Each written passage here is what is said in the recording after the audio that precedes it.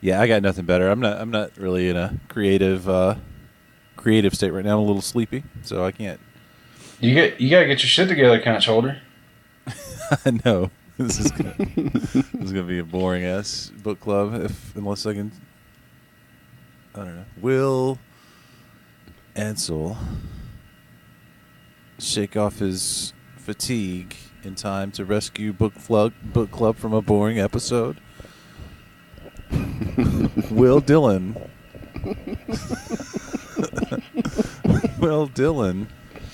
find the source of his noise coming from his telecommunications? Will Elijah survive the Black Plague? The Black Death, not the Black Plague. The Plague. There's only one way to find out on this week's Book Club.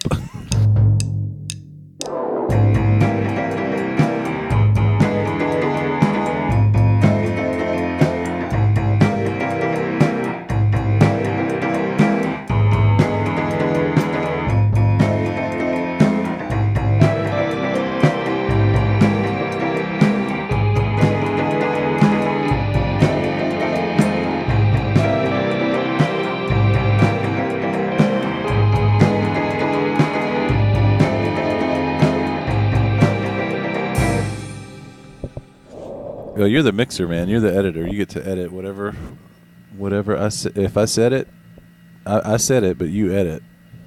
Know what I'm saying?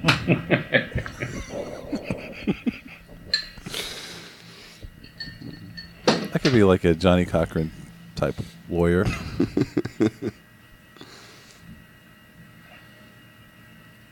Yeah. They can't teach that in the law school. Keep talking and hoping that you get the cold open. That's pretty good, actually. Oh, man. Okay, I'm going to sit. I'm sorry, go ahead. I'm going to say that they do teach that in law school, judging from the commercials. Like, one call, that's all. Yeah, you're right. The Alabama Hammer. Yeah, I saw that. That's where this was going, but I didn't want to acknowledge the Alabama Hammer. Yeah.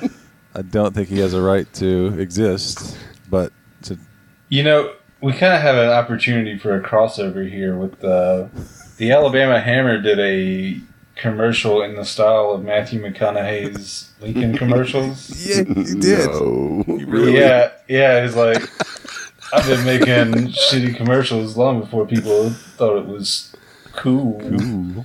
Oh, I gotta see this. Mike Slocum is his name, right? The Yeah. Hammer Lincoln. Born for this. Is that it? It sounds like it. If not, it sounds equally good. Pain, suffering, medical bills, all just frogs on a lily pad in a lake of pain. I can help make it right. If you've been hurt in a car wreck, call me and let's ride. Describe it to us. So don't keep it to yourself. I hope you brought enough Alabama Hammer to share with everybody. Hold on. Have you seen it? No, I haven't seen the Lincoln one. You have. Yes, you have. I'm sure you have. The one where he's riding and he's like, frogs on a lily pad in a lake of pain. Yeah. Yeah, I've seen that. Yeah, I mean, like, that's going to attract exactly the clientele that he deserves to have. You know what I mean? That's why that commercial doesn't bother me. It's like, yep. That guy's ridiculous. There's a guy called Brian Wilson, apparently, the Texas Law Hawk. Oh, let me pull that up. That sounds... I'm going to pull that up as well. New and interesting. It sounds like a Saul Goodman type thing. Like, there's no way his name is actually Brian Wilson. His name is actually Brian Wilson. There's only 2 Brian Wilsons.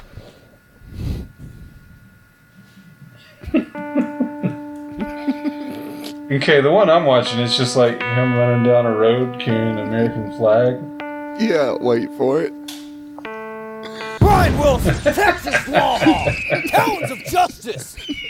Brian Wilson, Talons of Justice. the Texas Talons Lawhawk. of Justice. Hunger for justice. Brian Wilson, the Texas Lawhawk. Oh my god. Like, okay, here's my take on Texas Lawhawk. Yeah, this has got to be a parody. Well, it might be like a genuine ad, but like he's more self-aware than the Alabama Hammer. Yeah, He's intentionally making a bad commercial. Yes, he's making fun of law commercials. Alabama Hammer he thinks that He's that hilarious. it's funny. Yeah, Yeah. This could be like an ad on Reno 911 or something. right. How did you hear about this, Dylan? Hear about what? The Texas Lawhawk. No, that was Elijah that turned us on. I just saw it when I was looking at it. Oh, okay. It's serendipity. Yeah. It was brought to us by our good friends at YouTube. If you like Alabama Hammer, you might also be interested in Texas Lawhawk. Texas Lawhawk. Okay, that's enough Texas Lawhawk for me. But you guys can go on all day. I got time. Just let me know when you're. The Idaho Court Spud.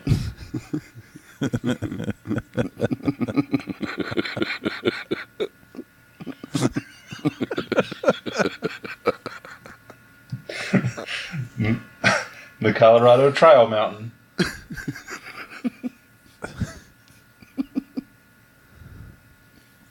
Texas Lawhawk. It's a good name. It's a very good name.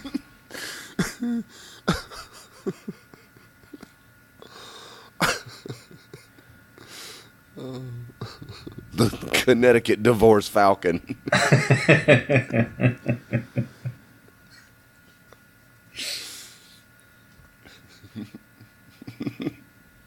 The Hawaii. The North Carolina Justice Jaguar. The Florida Bankruptcy Beast. I was going to say the Florida alligator legislator, but a legislator's not really a lawyer. I like it, though. All right, here we go. Hello, everybody. Thank you for listening to Book Club. I have the conch this week. My name is Ansel Crowder. I'm Elijah Crowder. And I am Dylan Crowder. We're here this week because we read the book I Never Had It Made by Jackie Robinson. Jackie Robinson is, of course, a very famous baseball player. He was the first black player in the major leagues prior to Jackie Robinson. Everybody in the major leagues was white, and black people had their own separate league. It was obviously the era of segregation.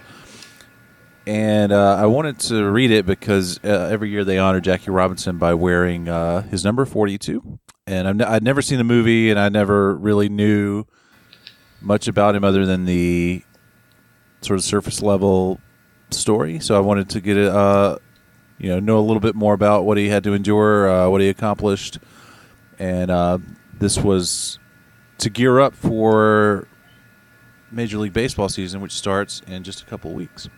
So that's basically all you need to know if you didn't know who Jackie Robinson is, but I would imagine just about everybody knows. Before we really get into the content, let me just get your initial reaction to the book, guys. What did y'all think? I liked it on the grounds that a lot of, like you said, everyone knows Jackie Robinson, but it was interesting getting a look at his take of what he had to go through, and of course, I've never seen the movie either, so that was interesting hearing in his own words what it was like to be the first black professional baseball player, or major league, you know what I mean, and other than that, I don't want to say too much without getting into the meat and potatoes of it. Dylan? It was a bad book. It reminded me a lot of the Silmarillion, in that I appreciated the world building. But no, I appreciated like the subject matter, and I was kind of familiar with it, but at the same time, it was just boring as hell to read. It was just like the most basic language. It's just And I even got to the point where I think it's probably about halfway through the book, it gets to the point where he retires from baseball. Right, yeah. And, like, after that, I had to skip, like, huge chunks of it just because I was dozing off. Like, it was... I mean, yes, he's an important cultural figure, but I just didn't care that much. I didn't care. You weren't as impressed by his chock full of nuts era? Yeah, I don't need to know about him breaking the color barrier in the nuts business. Yeah. That's... Yeah, it was stuff I didn't want to know. I could have, spent an hour on his Wikipedia page and gotten the same amount out of it than I got out of this book. And yeah. Okay, it sounds like you're done. I'm just going to say that I mostly I agree with Dylan. It was really, really bad. I mean, it was boring, and it was hard to get through. But like his accomplishments were amazing. Like you said, you could get all that through the Wikipedia article, but I actually did appreciate. Yeah, and I didn't mean to say that. Like the part where he's talking about what he went through, like the first year, even the year earlier when he was playing Montreal, like what he had to go through. And I already knew that all of that stuff went on, but for it to be in his words, that was very good. But like I said, after that, it was just it was bad. Yeah, I totally agree. Like after, like, when he retired from baseball, I think that's like right in the middle of the book. Yeah. Like That was shockingly early. I was like, no, not now. Like, yeah, it's like what are you going to do for the back nine? This is right. This is just like everyone who was a big fan at that time, I'm sure, said the same thing. Yeah. Well, yeah, that's a good point. But I think I just like it's not that shocking. Like you said, Dylan. Like we knew about the racial inequality and the racial not tension, even like just outright aggression against black people around that time. I think we know about it mostly from experience. It's still an issue in the South, and we grew up in Mississippi where they still have the Confederate flag as part of their state flag, for crying out loud. You know what I mean? So yeah, we were aware of it already, but it was still like the thing I appreciate about it the most. I'll just go ahead and say this up top, and we can maybe talk about it. It was I really felt like it was written for kids, and specifically for if not kids of color, black kids, to say like, look, right. This is what we had to endure to get to where we are today. You know what I mean? And I think that was important. Mm-hmm. I think it's important that this book is out there for that reason, because it is something. It's written in a way that kids can read it and understand it, and it's it can hold a child's interest, and he's very clear about his the idea is that he never. People say you need to relax because you haven't made, and he said, "Well, no, I don't have it made and I'll never have it made until, just regular. Any regular black person has the equal treatment." Is basically what he was saying, and I think that's it's good for that reason.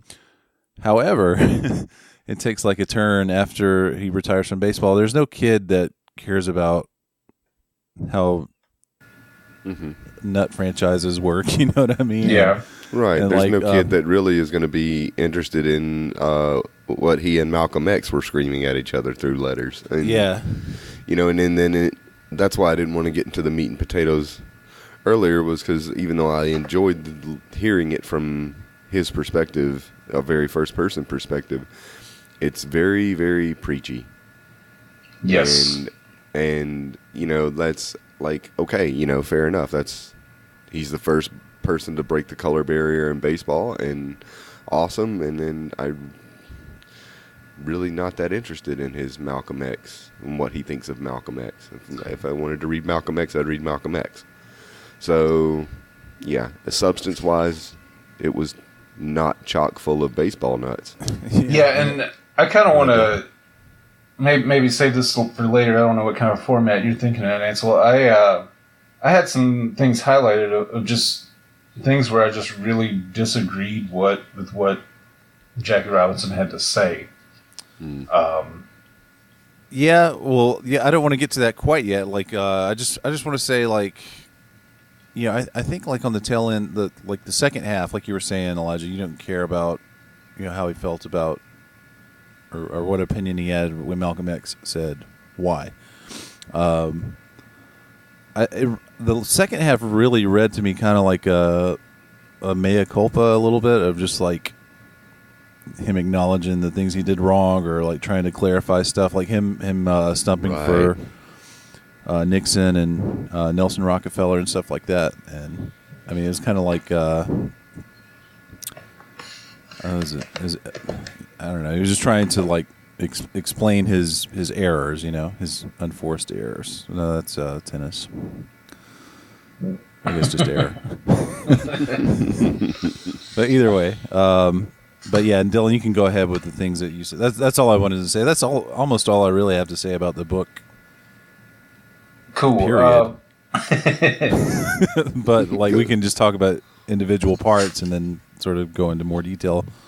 Well, yeah, I got a couple of things I do want to talk about. One thing is something that kind of,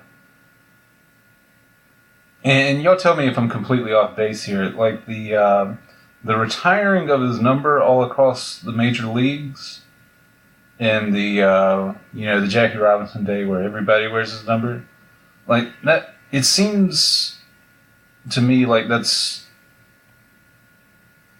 like the MLB. Which, I mean, to this day is still a heavily white institution, just kind of like patting itself on the back. Like, I do think it's very important that, like, it's not forgotten what Jackie Robinson did. But, I mean, I don't know, it seems to me like it might be a little, I don't know if virtue signaling is actually the right term, but just kind of be like, oh, look at this thing that we did. 50 years ago.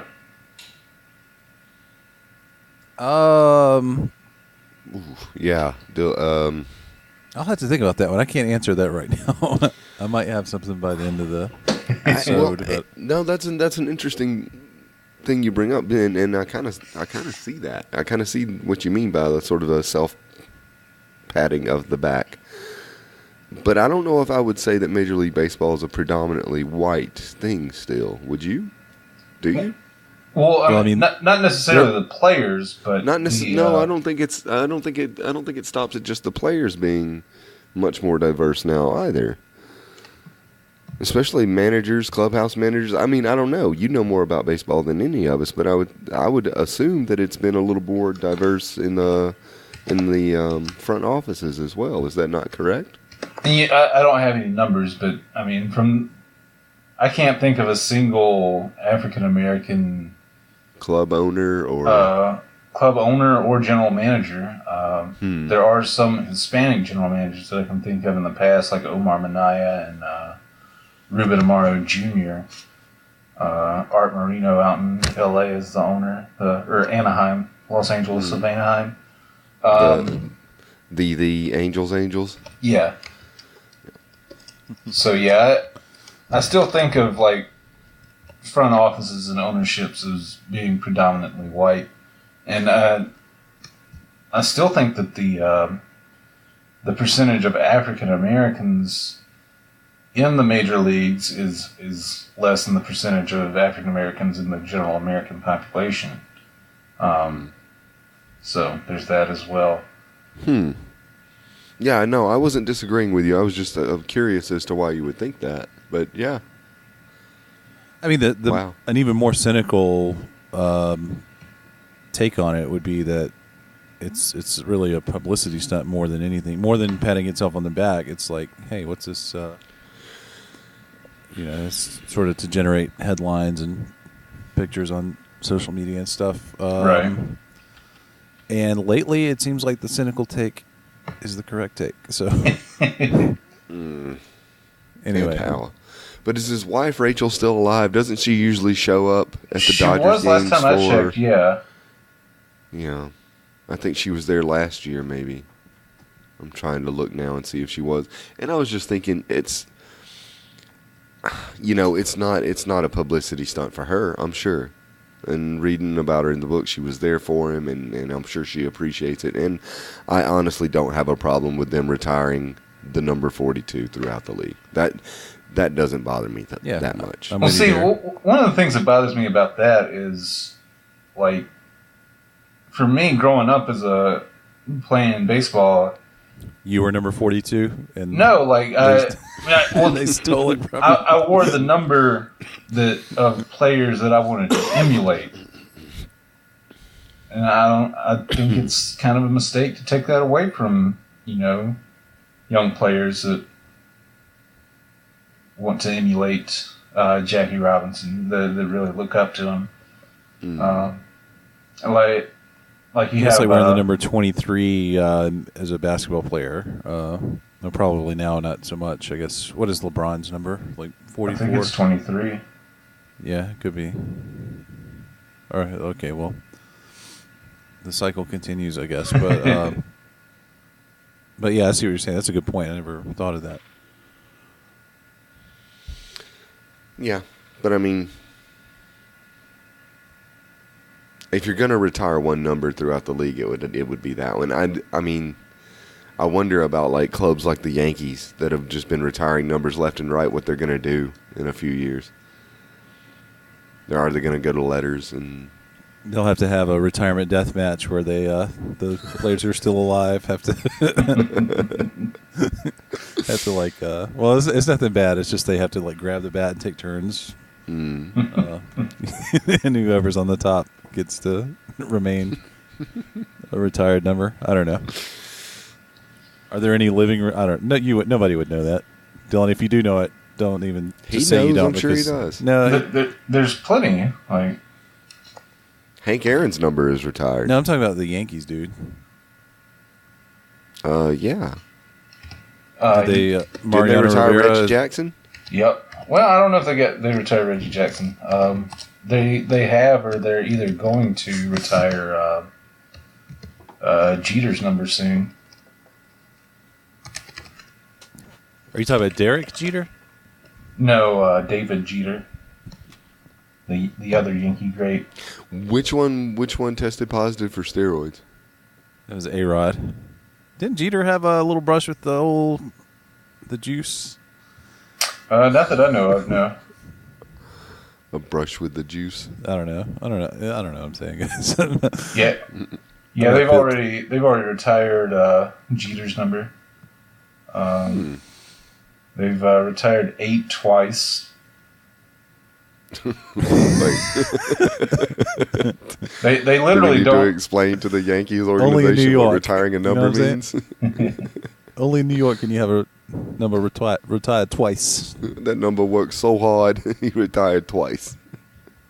Another thing, like when I was younger, I saw Jackie Robinson's stat line, like his final career numbers, and when I was a young man, I had the hot take that he probably shouldn't be in the Hall of Fame, just based on his numbers. Okay. And reading this book, I was like, I'll bring that into the club, and that'll be a point of talking. What do they call those? Talking points. Talking points, right? Yeah. So I went back and looked at his numbers again. Now, probably 10, 12 years later, and while yes, he doesn't have like the traditional counting stats, the traditional milestones like 3,000 hits or 400 lifetime batting average. He well, I don't know of anybody that has a 400 lifetime batting average. He did have 1,500 hits, 137 home runs, 197 stolen bases, and he was a lot better than I gave him credit for when I was younger. His career OPS, which is on base plus slugging, was 883, which is anything above 800 is good. That's pretty damn good. And his OPS plus, which is on base plus slugging, then adjusted for league and park factors, as well as I want to say weather as a consideration. Well, no, I think it might just be league and park factors. Like how easy it is to hit in the butt in his home park, and then adjusted as an average. So anything 100 is average, and his career OPS plus was 132. Yeah. So that is very good. But yeah, he only played 10 seasons. He started when he was 27, so he got or 28. So he had a real late start to his career. So yeah, I kind of did a 180 after doing another dive into his stats. He's actually pretty impressive for the amount of time that he played. And then you tack that on to, just all the shit he had to deal with being the first African American in the major leagues. Then yeah, he's absolutely a Hall of Famer. Yeah, belongs in Cooperstown, definitely. So I've got a question. Okay. I've got a little thing, and I'm pretty sure this comes from the foreword for this book that was written by Cornel West. West. What is that doctor's? Yeah. The guy always on CNN. He's funny, but I found the two forwards were very well written. Actually, I meant to go back and read those, and I forgot. So yeah, they're actually very well. Don't skip the forwards, book club skateers. When you do it, it's worth doing the forwards. And one was by Hank Aaron, and I have a quote from Hank Aaron. I believe this is where I got it. He says, "I thought at the time, Stan Musial was never traded. Ted Williams was never traded. We're talking about someone who was very special, who should have always had a place with the Dodgers. It should have been understood that this man started with the Dodgers and that he would end with the Dodgers. Certain people you never trade, and Jackie Robinson should never have been traded." Dylan. Yes. Ansel. Yes. You guys remember when they traded Dale Murphy? I do, yeah. It was I was very young at the time. I do not actually remember. I've heard the story, though. What story? Apparently, I was upset about the whole ordeal. Oh yeah. Oh no, I wasn't going there. We all were. We were all very upset over the whole ordeal. What do you feel about this? Do you feel that this is correct? That baseball players, when they come to mean something to a city or a community or an area of the country, do they become more than? What are the ethics there? Are they more than a business decision or what? How do you feel about Robinson being traded?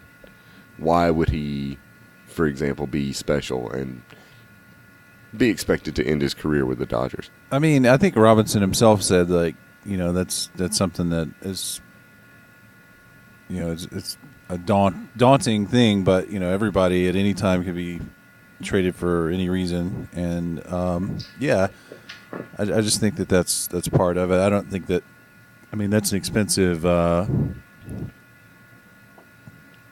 can't think of a good expression, but it's an expensive sort of, I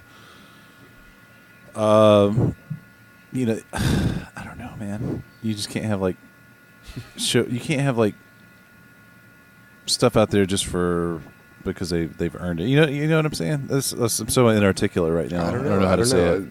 Dylan, what do you think?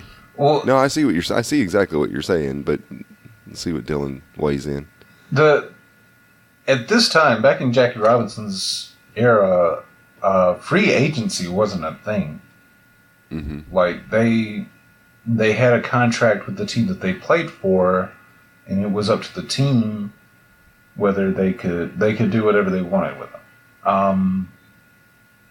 As far as, I don't know, the era I've grown up in is that's become more and more of a uncommon thing for a player to play their entire career with one team. And I think a lot of the times it comes down to the players wanting to play past the time that their bodies really allowed them to perform at the highest level. Mm-hmm. So you got guys that are trying to milk their career for like they don't want to quit playing baseball. Like that's all they've known. Right. Well, but like Ansel's saying, they don't earn the right to just stand out there and You can't be paid for being living statues to what they were. Absolutely, and I kind of agree with that. Like, I think of like somebody like Buster Posey with the Giants. Like, I can't really imagine Buster Posey playing for anyone besides the Giants. For anyone else, yeah. But at the same time, like, he's not going to be able to play catcher forever. He's already having some issues with like concussions and stuff like that. So yeah, we might come to a time where Buster Posey's playing for a different team, and yeah, that'll be weird. But I mean, if that allows him to keep doing what he loves to do, yeah, I don't really have a problem with it. All right, excellent. Thanks, both of you. Good answers. I was just curious. The way I feel about it is not important. I don't. I just wanted to know what you guys thought about it. So I'm guessing you took the. I'm nostalgic. Yeah. I could have seen Dale Murphy out there in a wheelchair. The Braves are going to lose anyway. It doesn't matter. So I mean, yeah, they did go on to do what they did in the '90s afterwards, and he wasn't there for that, and that kind of sucks. I mean, at the time, and it really hurt seeing him in a Phillies uniform too. You know, you're talking about a National League East team that we're constantly playing against, and it's just like it was odd and strange to see your childhood hero playing for the bad guys. Well, I think back then the Braves were like in the NL West for a while. You remember that? That's right. Yeah. Oh yeah, that's true. That's right. Which made no sense at all. Yeah. Well, West Atlanta, Fulton County. I've got a little highlighted section here that I think is a good point for talking. Mm-hmm. This is again is in the forwards. This one is in the forward by Cornel West, and he writes, and yet his disillusionment with America is real. Robinson cannot stand and sing the national anthem or salute the flag. His deep patriotism and his hatred of white supremacy will not allow him to engage in such empty gestures of country worship. He knows that, in quotes, money is America's God, and that he is a, quote, a black man in a white world. So, yeah, that was in the first forward, and I was reading that, I was like, hell yeah. Mm-hmm. But then it kind of petered out after that. But what do y'all think Jackie Robinson's beloved Republican Party would do today if he refused to stand for the national anthem? It's beyond imagination what they might, because I mean, nobody would ever. They would. If Jackie Robinson was to go out and say again, like Colin Kaepernick, I'm not standing for the national anthem, they would try to ruin him, just like they've done all the others. That's the answer to your question. They would try to ruin him. Well, they would avoid what he was trying to. They would avoid addressing what he was trying to say. And right. It wouldn't be about white supremacy. It would be about disrespecting the troops. Yeah. Right. Exactly. Yeah. But that's exactly what they would do, and it's hilarious. Here's a bit from the Hank Aaron section of the forward, and he poses the question: who knows what Robinson's stats would have been if he hadn't been the first black player in the major leagues? And that kind of goes back to what I was talking about earlier about his numbers not really adding up to a Hall of Fame career. Just imagine if he, were a youngster coming up in the game today where, the color barrier is already broken. He can enter the big leagues at, 20, 21, 22, as opposed to 28 years old, play a full 20 years, and then you would see he would have those milestones. He'd probably be, one of the few, one of the only players to have 400 home runs and 400 stolen bases in a career is Barry Bonds, and he's got 700 and 500, I think. I think Jackie Robinson, he might not have gotten to 400 home runs, but he definitely would have been 300 home runs, 300 stolen bases with another 10 years to play. Yeah. Well, so another thing about his career was that it was just so haphazard in the first place. Like when he started in the Negro Leagues, it was just kind of like his friend. Like he had just gotten out of the military. Yeah. Kind of looking for work. Yeah. I think that's what it was. And his friend was just like, "Oh yeah, you can make some, you can make some money in playing baseball in the Negro Leagues." And he was like, "Oh, I guess I'll do that." See, that's what it seemed like. Yeah, it seemed that way from the way he presented it, but I don't think it was that simple. Like the Kansas City Monarchs were one of the major Negro League teams. Like that's a team that Satchel Paige played for. Oh, okay. I don't think it was as simple as him just like showing up and playing. Like I really do think Jackie Robinson was probably one of the greatest athletes to have ever lived, considering what he did in college, playing 4 different sports, right? Excelling at all of them.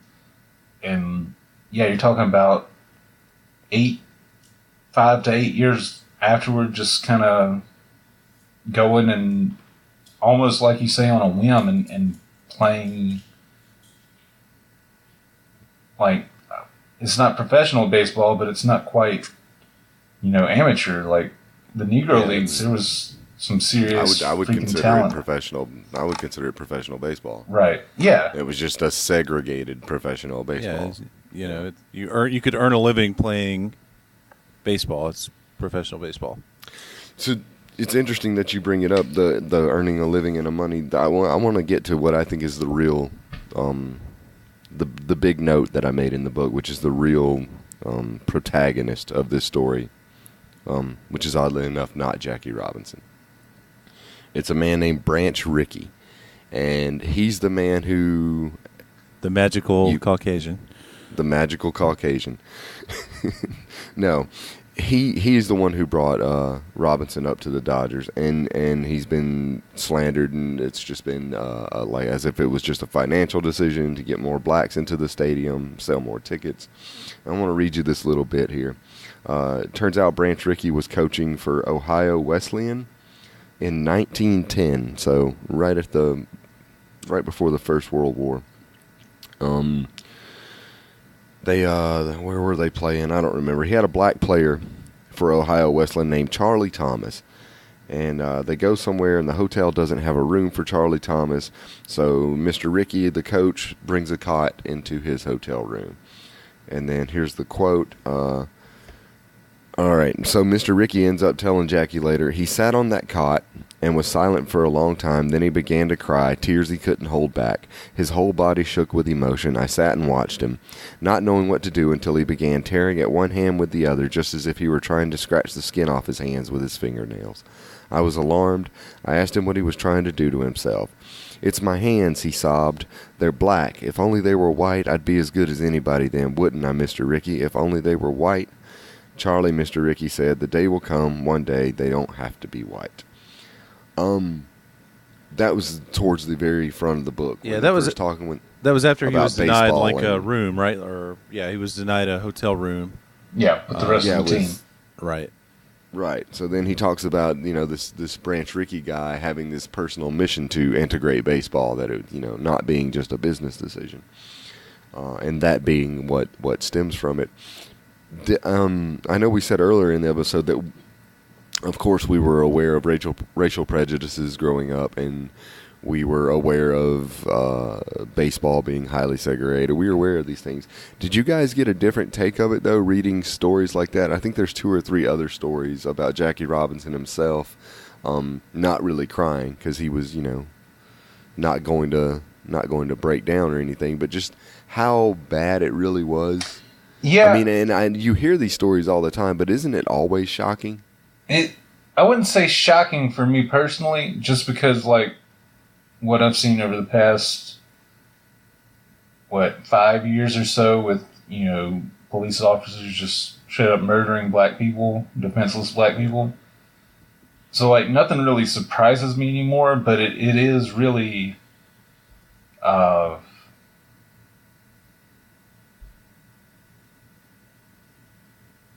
can't think of the word that I think if I can pick up maybe like I feel like it's impossible to empathize with. Like that's why it's like Dylan. I wouldn't say that it's shocking, but no matter how much I try, I can never.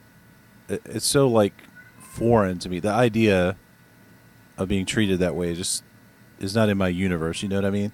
And it's shocking in that way, but not because like I don't understand. And I still don't completely understand it, but I think at this point, if you don't at least acknowledge that there's institutional racism, then you're just not being honest. Yeah, it's just like the severe psychological pain of that ever-present institutional racism that would drive someone to try and like scratch their own skin off. Like it's harrowing. And yeah, there's probably countless anecdotes in the history of this country that are as bad or worse, Right. And right. yeah, it's just really depressing. Well, we talked about it when we did Vacation Land by John Hodgman, how 3 white guys sitting around talking about racism is not the model we set out with for the show. And I was really hoping that this book would be more to do with the baseball and less to do with systemic racism in America, which I don't feel we're that qualified to talk about. We are pretty qualified to talk about nuts and nut production. Where did we grow up? Yeah, I mean... Well, I mean, a couple of things I think about that. I knew that story already, and I think pretty sure it was in the Kim Burns documentary about baseball, about Branch Rickey and Charlie Thomas or Thompson. Pretty sure it was on that. And so I was aware of that. And actually most of Jackie Robinson's story, I guess I kind of knew from that documentary. So a lot of it wasn't really new. The chock full of nuts thing was completely new. I had no idea he was a guy. He was behind the scene at chock full of nuts. But I mean, it's that and that story and others like it, and another Kim Burns documentary, the jazz one called Jazz. It was like, I think it was Louis Armstrong's touring group. Like, they were touring musicians on a bus. But they couldn't go into restaurants and eat. They had to have. I believe this is accurate, but it might not be. It's been 10 years since I've seen this. But they had. They would have to get people to go in, and either white musicians or people involved with the band would go in and eat and bring them stuff back, or it would either be carry out or leftovers, and they had to eat on the bus a lot of the time. Same with hotels; they weren't able to get hotel rooms. So stuff like that is just It's insane and depressing, is what Dylan said. That's a good word for it. Another thing that I saw this interview with Miles Davis, I believe it was on 60 Minutes, where he was talking about how every time he was very successful, and he was saying every time he bought a new car, his manager would have to call the LAPD and say, "Look, just wanted to let you know that Mr. Davis just purchased a new, I don't know, like a new Ferrari. So, if you see a black man driving it, you don't have to pull him over. You just wanted to let you know that. So, because apparently he just got pulled over all the time. And you hear that, not that I take a cab all the time, but, black people have difficulty getting a taxi cab. All this stuff, it's depressing, it's horrible. And we're just, that's all I have to say about that. Using that as kind of like a segue, I've got something highlighted here. It's later on in the book, talking about Miles Davis and jazz. Here's what Mr. Robinson had to say about drugs. He said, "We went down the primrose path part of the way, though not all the way, with those goddamned experts that make young people and their parents believe that marijuana is harmless. Look at all the brilliant achievers who smoke it. It isn't any worse than alcohol. As I look back, I become bitter about people like Dr. Margaret Mead, I am sure that she and many others who call for the legalization of marijuana are quite sincere, but I think they are doing an incalculable amount of damage. What we did, and what thousands of other parents are doing, is so terribly wrong. So yeah, that was the thing about Jackie Robinson. His, I didn't know this, but his oldest son, he got arrested for drugs and went to a rehab facility. Did it ever specifically say what his son did beyond marijuana? I think he just said dope, book? If I remember right, and I wasn't sure what he meant by dope, so I don't know. It doesn't get into specifics. Yeah, I think it was just one. Like I found myself disagreeing with a lot of what Jackie Robinson had to say, like after his baseball career, like as he was weighing in politics and things like that.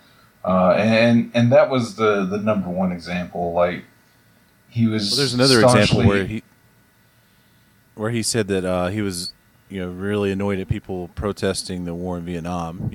After talk about incalculable damage, right. That's when he and Malcolm X first started getting into it. Yeah, and like go ahead, he had a lot of bad takes, and that's kind of what I was getting to. Like, and I think it's important to,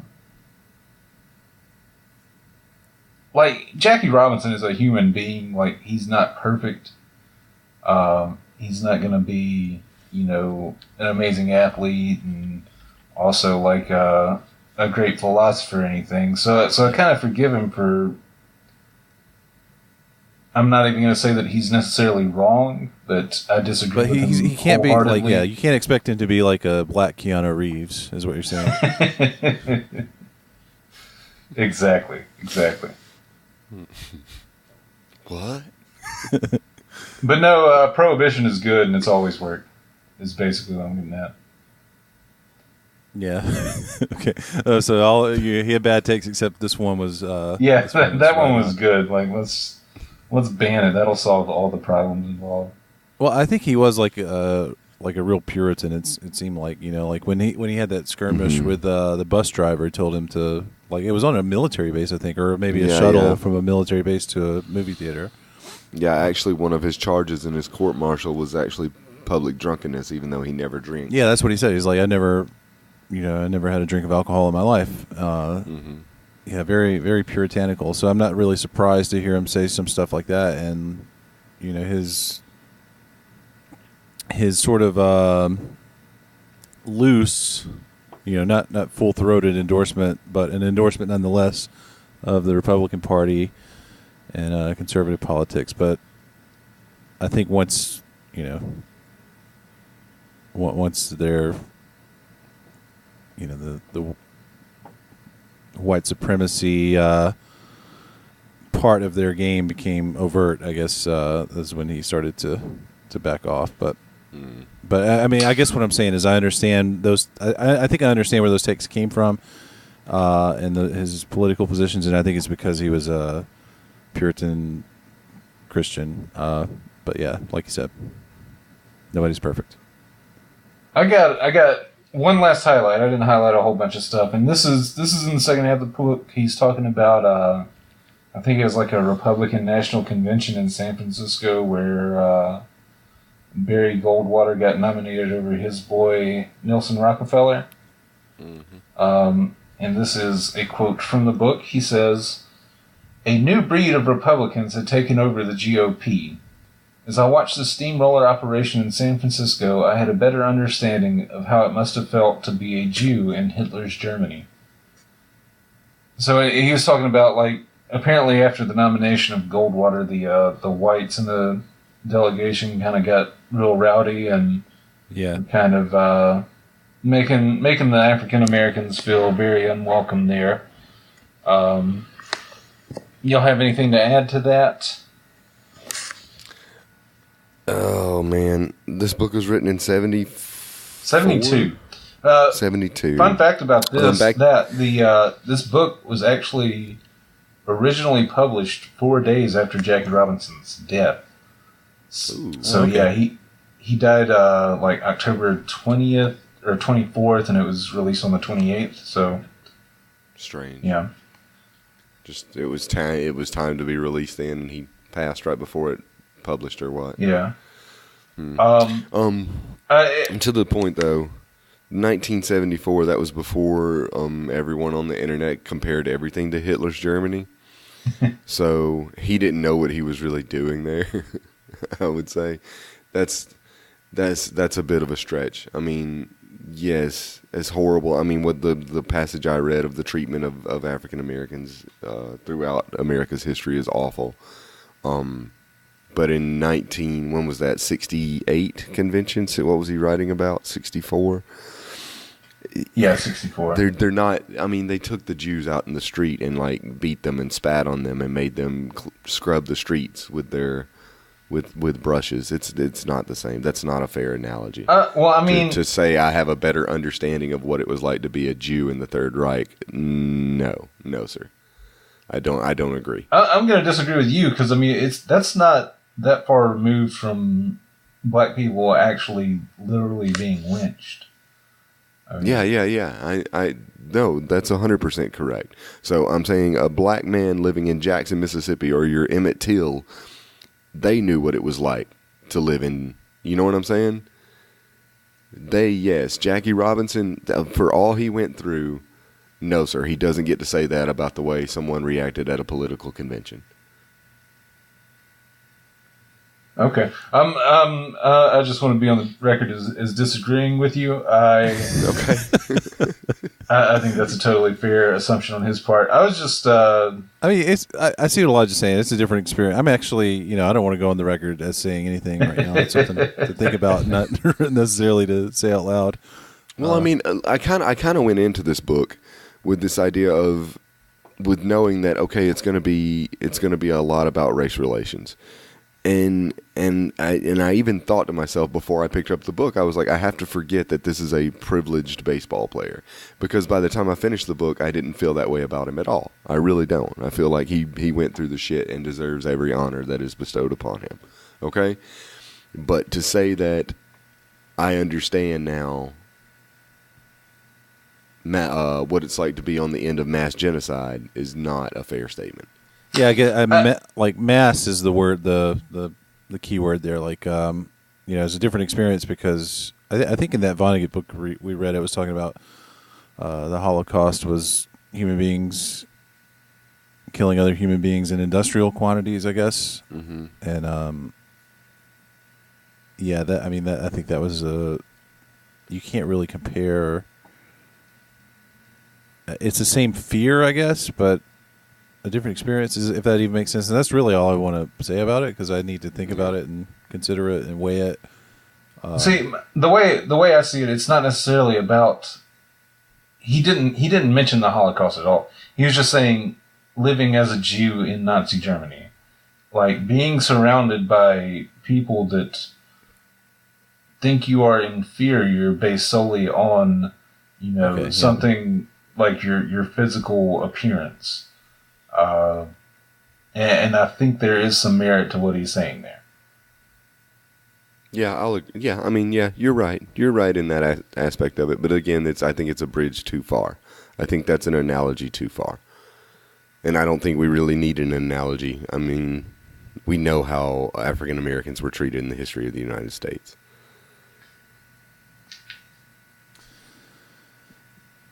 Cool book pick, Ansel. This is it's full of laughs and lighthearted banter. Yeah, here's the thing. I just wanted to. Why did you pick this book, Ansel? I don't know. I'm tired of book clubbing all the time, and I wanted something that'll drive a wedge. You just watched the Ken Burns documentary, didn't you? No, I didn't. I know. The reason I picked it, honestly, is because a couple of reasons. I wanted to pick a book like before the baseball season to get me kind of like in the mood, and so I picked it. And also, like, I don't know, I follow the comedian Rhea Butcher on Instagram. I don't know if you know who that is, Elijah. Dylan, you know who that is. Yep. And she does book recommendations on Instagram, and she posted like, yeah, it's a good idea. I was looking for a baseball book, and we'll do it. Let's do it. Yeah, I think she actually just put out a podcast episode not too long ago about Jackie Robinson on 3 Spoons. Oh, really? Okay. Yeah, I haven't listened to it yet. Yeah, I haven't either. But yeah, I will be getting that on the download. I did have I have a bunch of stuff highlighted, but I think we kind of covered it all already. The one thing that I didn't talk about, and the one thing I'd like to say is that so my favorite part of this book is how he. I mean, it's like he, these people who are just openly racist to him, like to his face, are like permanently called out because he gives their name, or if it was in the military, he gives their rank and full names and stuff. And I like that. I mean, it's like, I mean, it's kind of like revenge a little bit to have them like on the record as a big being a piece of shit, Yeah. And I like that about the book. That's one of my favorite things about it, actually. Yes. I agree wholeheartedly. I think that's awesome, especially considering his being forced to be the quiet, servile sort of guy in the first few years of his career. Yeah. And then to be able to come out like that. I kind of want to ask y'all this. How do you think you would have reacted if you had been him, like, in his shoes, and, like, know that you've had to play it cool and have, like, just crowds of just hateful, racist pieces of shit yelling at you all the time? It would not have gone as well as it did with Jackie Robinson, I'll promise you that. Yeah, I was thinking about that myself, and I probably, like, the first time, like, somebody called me, like, a bad word, I probably would have just started crying and just been like, yeah, he was mean to me, Like, I don't think I could have handled that. And he did it for, like, 2 years before he finally went and said, like, hey, I gotta be able to bite back. Mm-hmm. And like that. And I think Branch Rickey was it he told him, I don't want you to be man enough to fight back. I want you to be man enough to not fight back, or something like that. Something like that, yeah. Yeah. Yeah. I wonder what Branch Rickey's real name was. There's no way that was his real name, even in the early 1900s. No way. Tree Dick. He was actually an Ent from Fangorn Forest. His name was Wesley Branch Rickey. Okay, so that was a nickname, or that was his middle name? No, that's his middle name is Branch. That's unusual. Yo, old timey baseball names are weird. Yeah. Well, there's Kennesaw Mountain Landis. I think he like the commissioner. Kennesaw Mountain is an actual mountain. Yeah, that was a nickname. He was actually one of the reasons that baseball remained segregated for so long. Yeah. Cool story. Let's get a list of some baseball. While you're doing that, like you were talking about Jackie Robinson being able to take the heat, Mm-hmm. I think I don't know if I would be able to do it or not. Probably, yeah. I think I would just shrink away from the prospect of doing what he did. I don't think I would have signed on for that. But I was thinking, like, it made me think, like, Ty Cobb. There was a story about him. Somebody in the audience accused him of being half black, and he like jumped into the stands and just beat the shit out of the guy. Yeah. And like seriously, yeah, I think the reaction was like, "Oh, that's so Ty," you know what I mean? And and like that was kind of Jackie Robinson's point. Is like if a white player does it, he has spirit. Right. Spill it. The little Wasco has spill it. But if he did it, then he'd be a race baiting rabble rouser, and I mean the double standard is obvious, but that was my favorite Disney afternoon TV show. That's So Ty, about young Ty Cobb. I've got a list here just to bring some comedy into this episode. I think it's been pretty heavy thus far. I've got a list here of some pretty fantastic baseball names. Okay. Are you Let's ready hear for them. some good? Yes. Did you find General Crowder? No, I did not find General Alvin Crowder, but he's out there. That is that's a 80 grade baseball name. Yeah. But you got some 100 proof. Oh yeah, yeah. Here's one. Boots Poffenberger. Boots Poffenberger is awesome. He was a right-handed pitcher from 37 to 39, pitching 57 He was games. the first ever cat to play Major League Baseball. Boots Poffenberger is perfect. Branch Rickey signed him too. You got here's one. Pete Lecoq. He played from 72 to 1980 with the Cubs and Royals. Career batting average of 257. That's Pete Lecoq. You're saying it like a bingo announcer. Pete Lecoq. Bingo. Bingo. Pete Lecoq. Bingo. Let's see. Granny Hamner. Granny Hamner. Granny? Granny. He played from 44 to 62. Bill Malarkey. That's pretty good. Putting me on. Bill. Phenomenal Smith. Oh, yes. That's a great one. Orville Overall. I like that. Hey, buddy. Before you go any further, Kennesaw Mountain Landis, that was his real name. It wasn't a nickname. No, surely not. Yeah, no. His father named him Kennesaw Mountain Landis. So add that to the list. Kennesaw Mountain Landis. Kennesaw Mountain Landis. Bingo.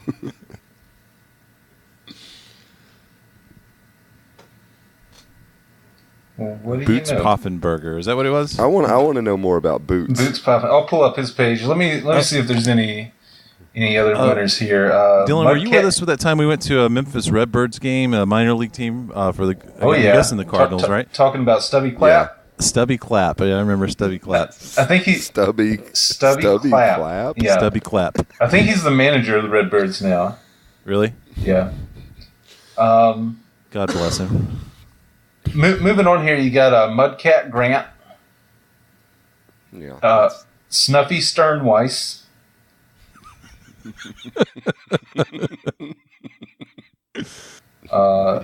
here's one that you're probably familiar with, Moonlight Graham. Played one inning I'm not in the familiar with outfield. Moonlight Graham. What's that? That What was was the that? doctor in Field of Dreams. Yeah. Okay. Yeah. Oh, That was, that's why that sounds familiar. What was his name? What was the character's name or the actor's name? Burt Lancaster. James Is Earl that Jones. Burt Lancaster? I don't know actors at all. The guy who steps off the field and he's an old man with a mustache. Yeah. He's like, he's gonna be all right. He just choked on a hot dog. Yeah, that's it. Here's a player here, Dick Pole. He played from 73 to 78 for the Red Sox and Mariners. Okay. Dick Pole. Bingo. Easy, big guy. Here's a more recent one, Coco Crisp. Oh yeah. He's still playing, right? I don't think he played anywhere last year. I don't know if he's officially retired or I not. can't remember. Yeah, he was playing the year before last. I remember Yeah. that. But Blue Moon Odom, Chicken Hawks, The Only Nolan, The only Nolan. The Only Nolan. Nolan Ryan would like to have a talk with him. And here we're getting into like Hall of Fame tier baseball names. Okay. Cannonball Titcomb played from 86 to 1890 with the Philadelphia Quakers, Philadelphia A's, New York Giants, and the Rochester Broncos. That is Cannonball Titcomb. Elijah likes that one. Bingo. Well, hold on now, because this guy, he pronounces his last name Kuntz. His name is Rusty Kuntz. The last name is spelled Kuntz. And he's actually a coach current day for the Royals, or he was as of recently, but I always giggle whenever I see the back of his jersey. Kuntz, Rusty Kuntz.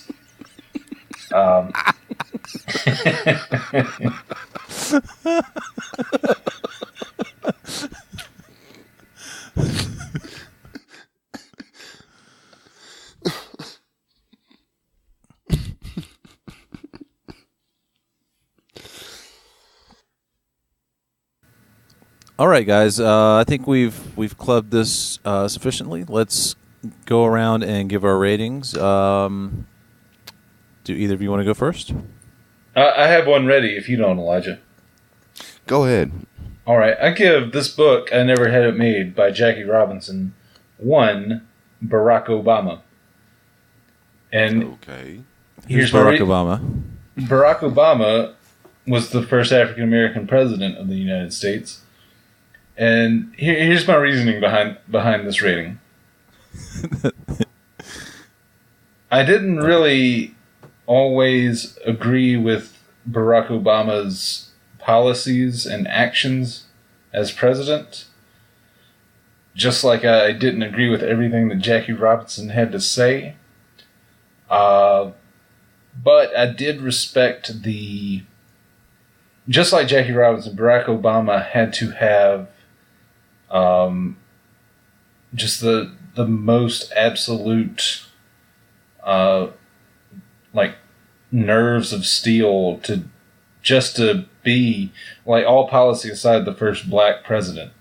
Just like he had Jackie to have Robinson. the audacity to hope.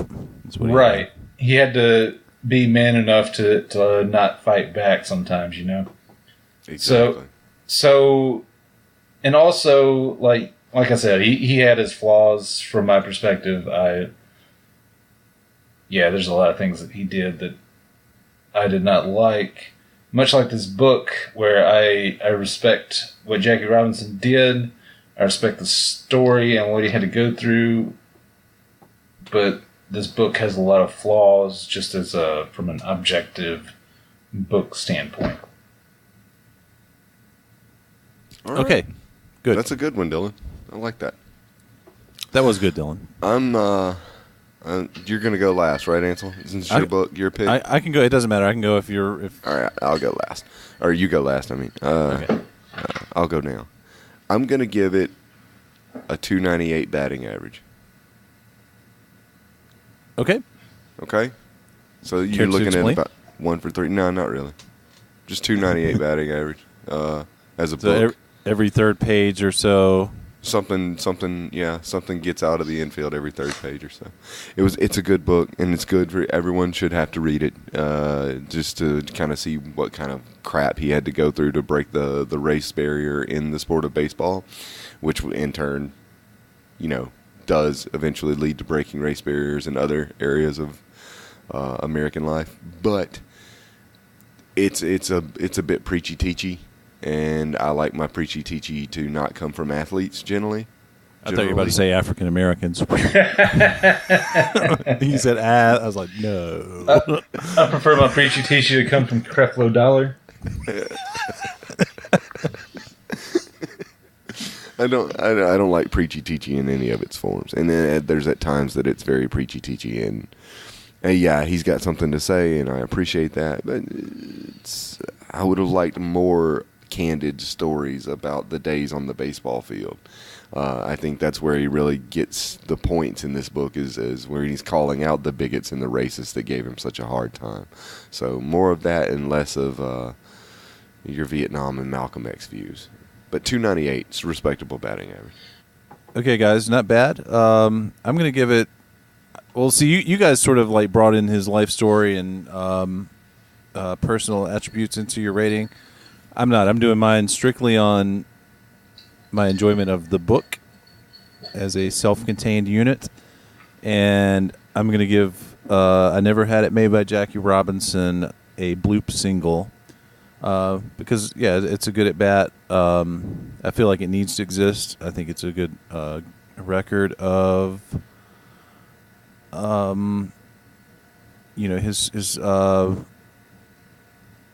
the things he had to get through to break down racial barriers, and I think it's important to permanently call out the people who were personally crappy to him, but I don't think it's a home run. I don't think it was a walk-off single or anything like that. It was just like a bloop single in the second inning.